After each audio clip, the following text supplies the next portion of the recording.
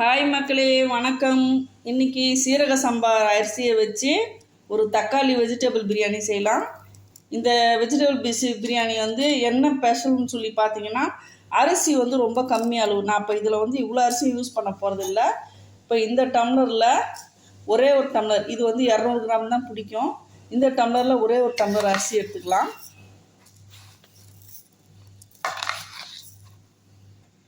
ஒரு டம்ளர் எடுத்துக்கலாம். இப்போ இதை ஒரு கிண்ணத்தில் போட்டு கழுவிட்டு வந்துடலாம். அவ்வளோதாங்க, நல்லா கழுவிட்டு வந்துட்டேன். இப்போ ஒரு டம்ளர் தண்ணி ஊற்றி அப்படியே ஊற வச்சு ஒரு ஓரமாக வச்சிடலாம். இந்த அரிசி எடுத்து வச்சிடும். இது மொத்தம் 1/2 கிலோ அரிசி. நான் பாதி எடுத்திருக்கேன், பாதி அரிசி தனியாக இருக்கட்டும். அடுத்து இந்த ஒரு டம்ளர் அரிசிக்கு பாருங்கள், ஒரு பெரிய சைஸ் உருளைக்கிழங்கு, ஒரு பெரிய சைஸு பீட்ரூட்டு, ஒரு கேரட்டு, சின்ன துண்டு பீன்ஸ் இருந்துச்சு அதையும் எடுத்து போட்டுக்கிட்டேன். 2 வெங்காயம், 3 பெரிய சைஸ் தக்காளி, 4 பச்சை மிளகா, ஒரு லெமன் தேவையான அளவு நம்ம அரிஞ்சு எடுத்துக்கலாம். அடுத்து இஞ்சி பூண்டு பேஸ்ட்டு, புதினா மல்லி, இவ்வளோதாங்க. இப்போ இதை எல்லாத்தையும் கட் பண்ணி எடுத்துடலாம். இதில் இந்த பிரியாணியில் என்ன ஸ்பெஷல்னு பார்த்தீங்கன்னா, வெஜிடபிள் அதிகமாக இருக்கும், ரைஸ் கம்மியாக இருக்கும். ஆனால் இந்த ஒரு டம்ளர் அரிசி நம்ம நான் கிட்டத்தட்ட ஒரு 3 பேர் 4 பேர் தாராளமாக சாப்பிட்ற அளவுக்கு சாப்பாடு குவான்டிட்டி அதிகமாக வரும். நான் செய்த பிறகு காட்டுறேன், எந்த மெத்தடில் செஞ்சால் அந்த மாதிரி வரும்னு சொல்லிட்டு உங்களுக்கு செய்து காட்டுறேன். முதல்ல இதை எல்லாத்தையுமே பொடியாக கட் பண்ணிக்கலாம். அவ்வளோதாங்க, நான் எல்லா வெஜிடபிளும் கட் பண்ணிட்டேன். இதில் பார்த்திங்கன்னா அரிசி ரொம்ப கம்மி, வெஜிடபிள் ரொம்பவே அதிகமாக இருக்கும், தக்காளியும் அதிகமாக இருக்கும். தக்காளி 1/4 கிலோ அரிசிக்கு 1/4 கிலோ தக்காளி கிட்ட வரும், 3 பெரிய பழம். அடுத்து இந்த காய்கறி பார்த்திங்கன்னா ஒரு காயும் ஒரு பெரிய காய் 1/4 கிலோ வருது. அதனால் காய்கறியே நம்மளுக்கு கிட்டத்தட்ட 600 கிராம் கிட்ட வருங்க மொத்தம். நான் ஒரு அரை எலுமிச்சம்பழம் பிழிஞ்சு வச்சுருக்கேன், ஒரு துண்டு எடுத்து வச்சிடலாம். 4 பச்சை மிளகா வச்சுக்கலாம். அப்புறம் என்னென்ன மசாலா வேணும்னு சொல்லிட்டு நான் போடும்போது காட்டுறேன். புதினாவும் மல்லியும் தனியாக க்ளீன் பண்ணி வச்சுக்கலாம். முதல்ல ஒரு கடாய் வச்சுக்கலாம். கடாய் காயட்டும். இப்போ இஞ்சி பூண்டு பேஸ்ட்டு நான் தோல் உரித்து தோல் சீவி அரைச்சி வச்சுருக்கேன். இப்போ தேவையான அளவு நம்ம அப்புறம் எடுத்துக்கலாம். கடாய் நல்லா காஞ்சிருச்சு. கொஞ்சமாக ஒரு 2 டீஸ்பூன் அளவு மட்டும் எண்ணெய் ஊற்றிக்கலாம். இது ரொம்பவே டிஃப்ரெண்ட்டாக இருக்குங்க இந்த மாடலு. நீங்கள் இதுவரையில் இந்த மாதிரி மாடலில் எந்த வெஜிடபிள் ரைஸும் நீங்கள் செஞ்சுருக்க மாட்டீங்க. நான் ஏன் அந்த மாதிரி மாடலில் செய்கிறேன்னு நான் அப்புறம் சொல்கிறேன். இப்போ இதில் நம்ம ஒரு காய்கறியை எடுத்து போட்டுக்கலாம்.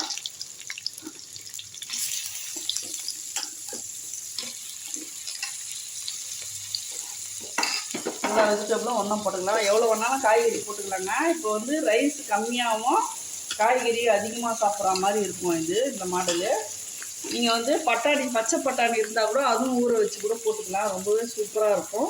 இப்போ நல்லா வதக்கி விட்ருவோம். நல்லா வதக்கிடுங்க. இப்போ வதங்கிட்டே இருக்கட்டும். நல்லா ஃப்ளேமை கம்மி பண்ணிடுங்க. கம்மி பண்ணிவிட்டு தட்டு போட்டு மூடிடுங்க. கொஞ்ச நேரம் நல்லா ஒரு 5 நிமிஷம் வதங்கட்டும். இப்போ தாளிக்கிறதுக்கு 2 பிரிஞ்சி இலை, கொஞ்சம் பட்டை, 2 ஏலக்காய், 2 கிராம்பு, கொஞ்சம் சோம்பு தாளிக்கிறதுக்கு எடுத்துக்கலாம்.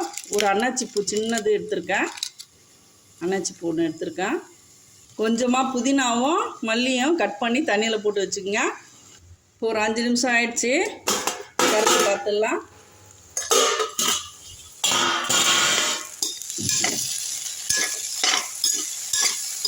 நல்லா வதங்கிருச்சுங்க.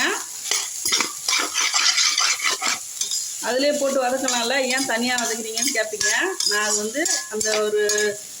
நான் செய்த உடனே உங்களுக்கு எதுக்காக நான் அப்படி பண்ணேன்னு சொல்கிறேன். அவ்வளோதான். இப்போ இது ஒரு ஓரமாக இருக்கட்டும். ஓரளவுக்கு காய் ஆஃப் பாயில் வெந்துருச்சு பாருங்கள். அடுத்து ஒரு குக்கர் வச்சுக்கலாம். குக்கர் நல்லா காயட்டும். இந்த வெஜிடபிள் பிரியாணிக்கு, தக்காளி பிரியாணிக்கு தேங்காய் எண்ணெயில் தாங்க செய்யணும். ரொம்பவே டேஸ்ட்டு சூப்பராக இருக்கும். நான் ஒரு 50 கிராம் எண்ணெய் ஊற்றிருக்கேன். அவ்வளோதான். எண்ணெய் காயட்டும். அப்புறமா கொஞ்சமாக நம்ம நெய் ஊற்றிக்கலாம். செக்கு எண்ணெய் இருந்தால் ரொம்பவே நல்லாயிருக்குங்க. 1 டீஸ்பூன் அளவு நெய் ஊற்றிக்கலாம். இந்த பட்டை லவங்க ஏலக்காய் தூக்கி போட்டுருவோம். நல்லா வதங்கட்டும். 4 பச்சை மிளகா போட்டுக்கலாம். இந்த ஒரு கைப்பிடி அளவு வெங்காயத்தையும் போட்டுப்போம்.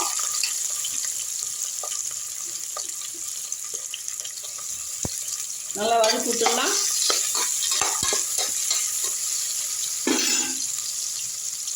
இதில் இந்த கிண்ணத்தில் ஒரு 1/4 டீஸ்பூன் அளவு பிரியாணி மசாலா எடுத்துருக்கேன். இது வீட்டிலே அரைச்சது. இது கார மிளகாத்தூளுங்க. இது பெரிய டீஸ்பூனு. சின்ன ஸ்பூனில் ஒரு கணக்கு வச்சுங்க. பெரிய ஸ்பூன் 1/2 ஸ்பூன்னா, சின்ன ஸ்பூன் 1 ஸ்பூன் வரும் கணக்கு. இவ்வளோ தான் இதுக்கு தேவையான மசாலா. இதுக்கு மேலே அதிகம் பண்ணிங்கன்னா காரம் ஆகிடும். 4 பச்சை மிளகா வேறு போட்டிருக்கோம். வெங்காயம் ஓரளவுக்கு வதங்கிடுச்சு. இப்போ இஞ்சி பூண்டு பேஸ்ட்டு ஒரு 2 டீஸ்பூன் அளவு வருது. இது எல்லாமே போட்டுடலாம். கரெக்டாக 2 டீஸ்பூன் அளவு வருது.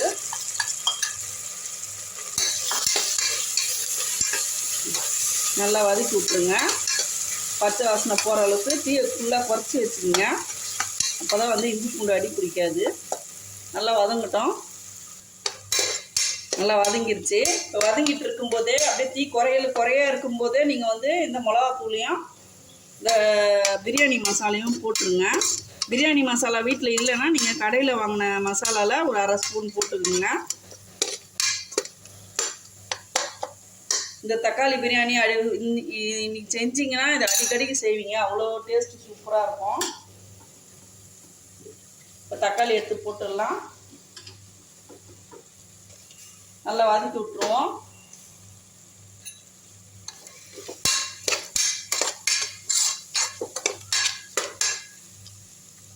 இப்போ தீயை கொஞ்சம் ஹை பண்ணிவிடுங்க. இதிலே ஒரு 2 டீஸ்பூன்களை, அதாவது 1/4 கிலோ அரிசிக்கு அந்த காய்கறிக்கு ஒரு 1/4 கிலோ கணக்கு வச்சு 1/2 கிலோ சாதத்துக்கு நம்ம எவ்வளோ உப்பு போடுறோமோ அந்த அளவு தான் போடணும். 2 டீஸ்பூன் அளவு வரும் கணக்கு. நல்லா வதக்கி விட்டுருங்க. தக்காளி ரொம்ப குழைய தேவையில்லை. ஓரளவுக்கு வதங்கினா போதும். இப்போ இதில் ஒரு 25 மில்லி தயிர் ஊற்றிக்கலாம். அதையும் வதக்கி விட்டுருவோம்.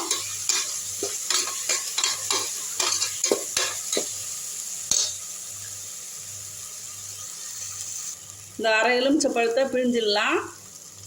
அப்படியே இருக்கட்டும். புதினாவும் கொத்தமல்லியும் போட்டுடலாம். எல்லாம் சேர்த்து நல்லா வதக்கி விடுங்க. இப்போ இந்த காயை எடுத்து கொட்டிடலாம். அதில் இப்போ இந்த கடாயிலேருந்து எடுத்து அப்படியே கொஞ்சம் கொஞ்சமாக போட்டுடலாம்.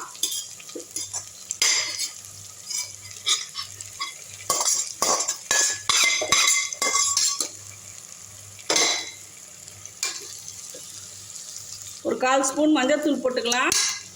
இது உங்களுக்கு இந்த பீட்ரூட் போட்டுக்கிறதுனால இந்த மஞ்சள் சேரும்போது நம்மளுக்கு அழகான கலர் கிடைக்கும். பாருங்கள், அவ்வளோ காய் எவ்வளோண்டாயிடுச்சு பாருங்கள் வதங்கினோடனே. இப்போ ரொம்ப நேரம் வதக்கணுன்னு அவசியமே இல்லை. நான் எதுக்கு இப்போ தனியாக வதக்கினேன்னு உங்களுக்கு புரிஞ்சுருக்கும் ஓரளவுக்கு.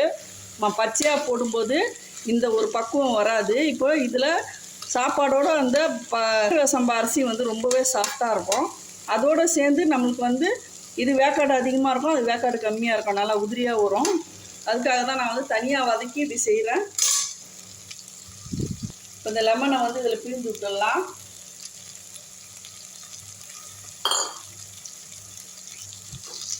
ரொம்ப நேரம் வதங்கணும்னு அவசியம் இல்லை. இப்போ தண்ணி ஊற்றிடலாம். அரிசி அதே கப்பில் நான் 1 கிளாஸ் அரிசிக்கு நம்ம 2 கிளாஸ் தண்ணி வச்சிடலாம்.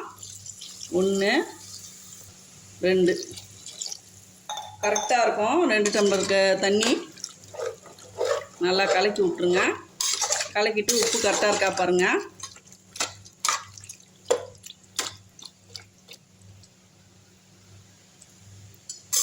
உப்பு கரெக்டாக இருக்குங்க. தண்ணி கொதிக்கிற வரலாம் கொஞ்சம் நேரம் தட்டை அப்படி திருப்பி போட்டு மூடி வைப்போம் குக்கரை. தண்ணி கொதிக்கிட்டோம். அரிசியை இந்த மாதிரி ஒரு வடியில் நல்லா வடிகட்டி அப்படியே வச்சுருங்க. தண்ணி வடிஞ்சிட்டு இருக்கட்டும். தண்ணி ரொம்ப நேரம் கொதிக்கணும்னு அவசியம் இல்லை. லைட்டாக கொதிச்சா போதும். ஏற்கனவே காய் நல்லா வெந்துருச்சு. நல்லா கலக்கி விட்ருங்க. இப்போது இந்த அரிசி எடுத்து போட்டுடலாம். இந்த அரிசி பாருங்கள், 1 டம்ளர் அரிசி தான். சாதம் எவ்வளோ வரப்போகுது பாருங்கள். இங்கே வெஜிடபிள் நிறைய இருந்து ரைஸ் கம்மியாக போட்டு செய்கிற மெத்தடுங்க இது. ரொம்பவே சூப்பராக இருக்கும். அந்த மாதிரி வெஜிடபிள் நிறைய போடும்போது நம்ம இந்த மாதிரி தனியாக வதக்கி போடும்போது நம்மளுக்கு வாயில் நம்மளுக்கு வெஜிடபிள் அதிகமாக தட்டுப்படாது, கரெக்டாக போயிடும். இப்போ கொதிக்கிட்டோம். மூடியை வந்து இந்த மாதிரி திருப்பியே வச்சுருங்க. கொஞ்ச நேரம் கழித்து நம்ம வந்து கொதிக்க ஆரம்பித்தோன்னா குக்கரை மூடிடலாம். நான் எந்த மாடுலேஷனில் டம் போடலாம் நான் சொல்கிறேன். கொதிக்க ஆரம்பிச்சிடுச்சுங்க. நம்ம வந்து ஒரு கிண்டு தட்டு போட்டு மூடிடுவோம். அவ்வளோதான். ஒரு 5 நிமிஷம் கொதிக்க விட்டால் போதும். இப்போ தட்டு போட்டு மூடிடலாம். கரெக்டாக இருக்கும்.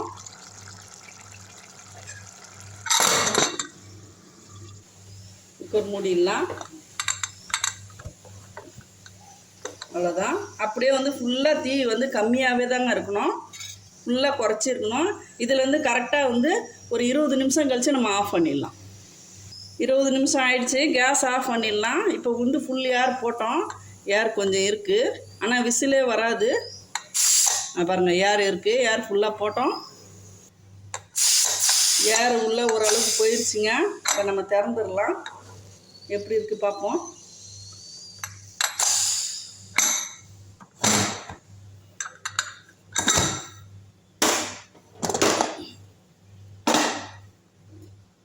அதுங்க சூப்பராக வந்திருக்கு. 1 டம்ளர் அரிசி எவ்வளோ சாதம் வந்திருக்கு பார்த்தீங்களா?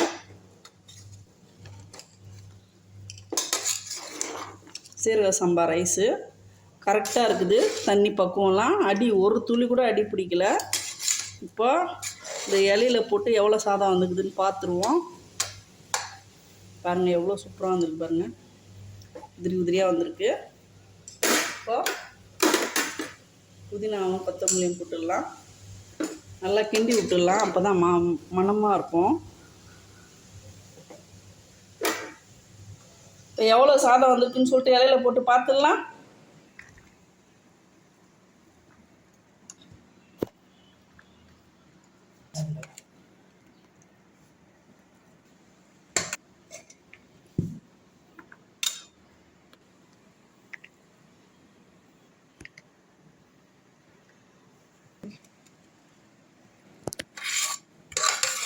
அவ்வளோதாங்க. கொஞ்சம் கூட அடி பிடிக்கல பாருங்கள். சாதம் பாருங்கள், கொஞ்சம் கூட அடி பிடிக்கல. 20 நிமிஷம் போட்டோம்னா நம்மளுக்கு கரெக்டான பக்குவத்துக்கு வரும். 1 கிளாஸ் அரிசிக்கு எவ்வளோ சாதம் வந்துருக்கு பாருங்கள். தாராளமாக வந்து 3 பேர் திருப்தியாக சாப்பிட்லாம். கண்டிப்பாக இந்த வீடியோ உங்களுக்கு ரொம்ப பயனுள்ளதாக இருக்கும்னு நினைக்கிறேன். சாப்பிட்டு பார்த்துடலாம் கொஞ்சமாக. வேறு லெவலில் இருக்குங்க. டேஸ்ட் ரொம்பவே அருமையாக இருக்குது. வெஜிடபிள் வந்து அவ்வளோ போட்டோம், சாதம் தான் அதிகமாக இருக்கிற மாதிரி இருக்குது. வீட்டில் நீங்களும் ட்ரை பண்ணிவிட்டு கமெண்டில் சொல்லுங்கள். வீடியோ பிடிச்சிருந்தா லைக் பண்ணுங்கள், ஷேர் பண்ணுங்கள், சப்ஸ்கிரைப் பண்ண மறக்காதீங்க.